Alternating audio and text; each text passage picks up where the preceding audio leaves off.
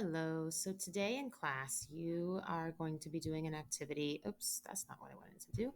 Um, where you're going to be identifying whether a trend you see in data is considered a positive or an increasing trend, or a negative or decreasing trend, or sometimes even if there's no trend noticed at all or no correlation. So let's take a look at these two graphs I've got up on my screen. Last week and the week before, we did two different activities going over testing the strength of bridges. For activity one, we tested the strength of bridges of different thicknesses. Now, the relationship we noticed was that as the bridge got thicker, its breaking weight increased. How that showed up in our graph was it showed up as generally our dots on our graph went up. Now, here's how a secret to reading graphs.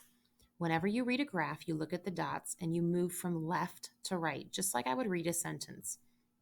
These words right here say increasing or positive trend. I start over here with this first word and I go left to right. Same thing's going to apply when I read a graph. So on my graph, these dots, if I move left to right, generally go up. I could put a line of best fit through these dots that would be kind of going in an increasing fashion or a positive trend. It wouldn't connect all the dots, but it would generally say, hey, yeah, our data is getting bigger.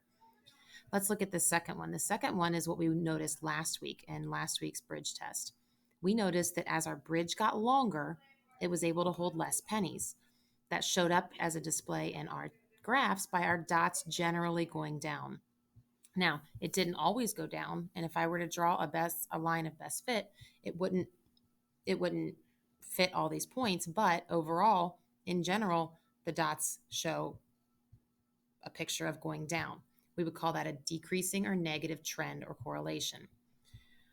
Finally, we can come to a relationship where when we do a test, there's no predictable scenario at all. There's no correlation, no trend. These dots are all over the place. Doesn't matter how thick or how long. There's no relationship at all. And that's what this would look like. So your two activities today were you needed to complete an online activity. It was going to have you identifying a positive, negative, or no correlation or no trend for some scatter plots similar to these. When you get to the final page, you're going to see a screen that looks similar to this. Down here at the bottom, you'll see it'll ask you 10 questions. I got one of them wrong. That's why one of mine is yellow.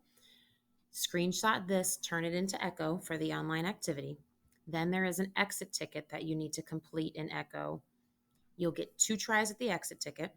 If you don't like your first score, you get a second retake. You don't have to use the second retake, it'll keep the higher score. But those are the 2 things that you need to get done in class today.